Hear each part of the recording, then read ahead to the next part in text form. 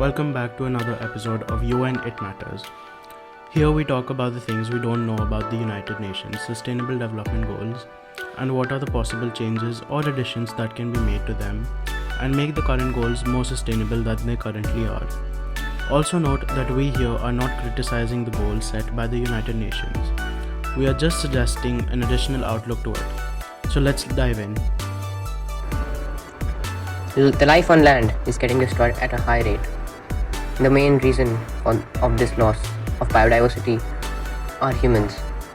Humans are capturing over land and resources, because of which other biodiverse species are unable to survive.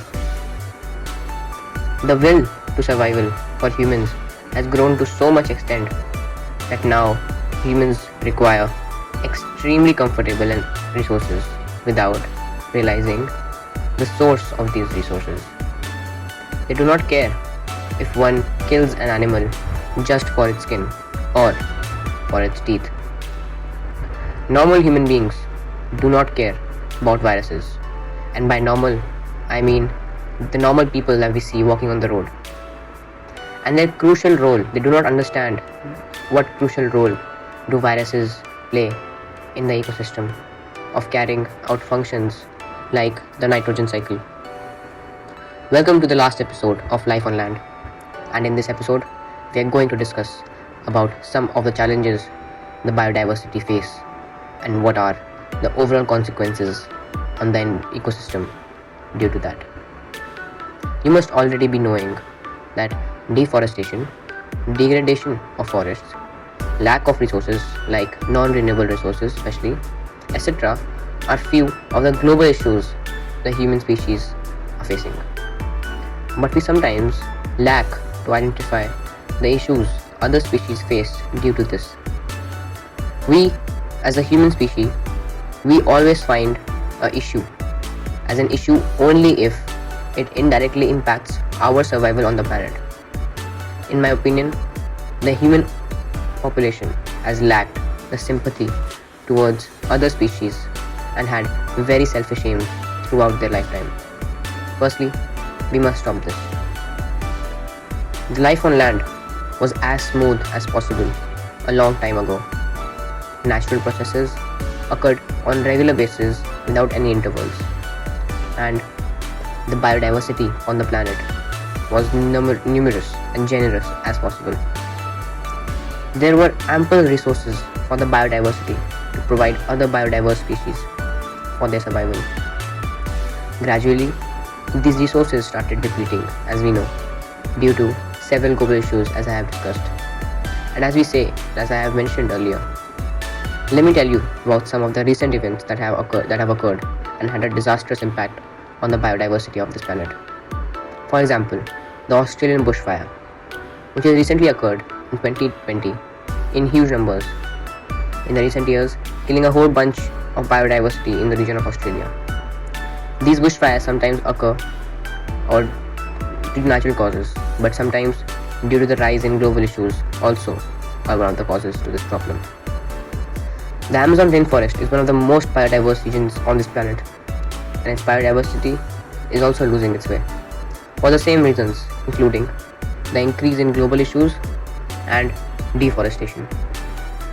The biodiversity faces problems in its survival, and already that nature has created problems of its own. We as humans increase the number of problems for them. The need for shelter or land has become necessary for these biodiverse species. Many species are found walking on roads or get into villages and cities due to the lack of shelter and land. Their homes are being destroyed, and I'm not going to relate to this problem back to humans and how it's going to impact us humans. We need to be unselfish and think about the biodiversity collectively.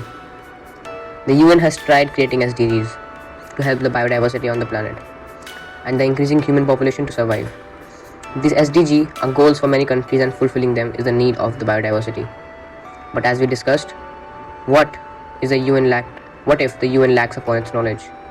And yes, we have already discussed upon the issue of life on land and the lack of knowledge points it doesn't consist overall. The goal is incomplete, and an incomplete goal cannot be fulfilled. as it will bring more goals for the future. Viruses are truly important being on this planet, both underwater and on land. They maintain the natural cycles, and ensure they go in process naturally in the environment. Only some of the recent studies have been able to prove this. The UN needs to modify the goals on a regular basis under SDGs to make them as fulfilling as possible. We, through the 3 episodes of Life on Land, discussed that the dependence of life on land and its biodiversity is on the biodiversity itself, and there is an interconnectedness relationship between them. We see that the UN has successfully risen to identify a solution to maintain this interconnectedness relationship between the biodiversity so that no species face any harm. Although the UN has lacked to identify the problem of viruses and the genetic diversity it provides in the environment. If one species gets extinct, its viruses also become of no use and have no host to feed upon. Thus, their extinction is also mandatory in the case. The impact that the humans have created on the environment and the biodiversity is immense and disastrous and killing millions of species. This can still be stopped, and the only way possible for us to move forward is to be able to set goals for ourselves, which the UN has helped us by creating. But the information also lacks, and this should be pointed out to the UN.